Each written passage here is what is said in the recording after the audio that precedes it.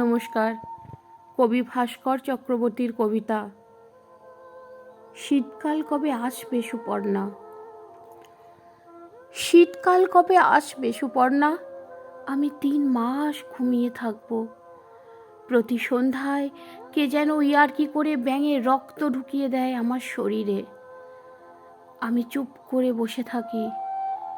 অন্ধকারে নীল ফানুস উড়িয়ে দেয় কারা, সারা রাত বাজি পোড়ায়, হই হল্লা।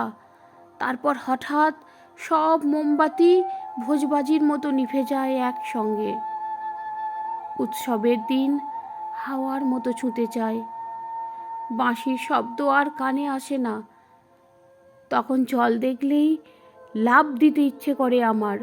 মনে হয় জলের ভিতর শরীর ডুবিয়ে মুখ উঁচু করে নিঃশ্বাস নিই সারাক্ষণ।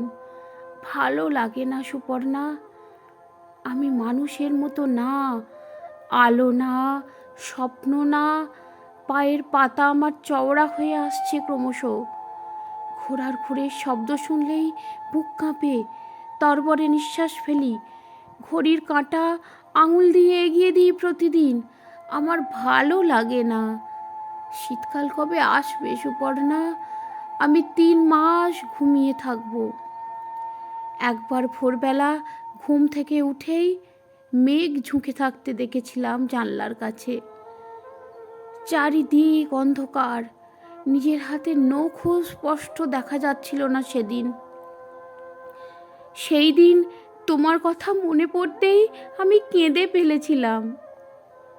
চুলে দেশলাই জ্বালিয়ে চুল পোড়ার গন্ধে ঘুমিয়ে পড়েছিলাম আবার। এখন আমি মানুষের মতো না। রাস্তা দিয়ে হাঁটতে হাঁটতে হঠাৎ এখন লাফ দিতে ইচ্ছে করে আমার ভালোবাসার কাছে। দীর্ঘ 3 মাস আর মাথা নিচু করে বসে থাকতে ভালো লাগে না। আমি মানুষের পায়ের শব্দ শুনলেই তরবরে নিঃশ্বাস ফেলি এখন। যেদিক দিয়ে আসি সেদিকেই দৌড় দিই। কেন এই দৌড়ে যাওয়া, আমার ভালো লাগে না। শীতকাল কবে আসবে সুপর্ণা, আমি 3 মাস ঘুমিয়ে থাকবো।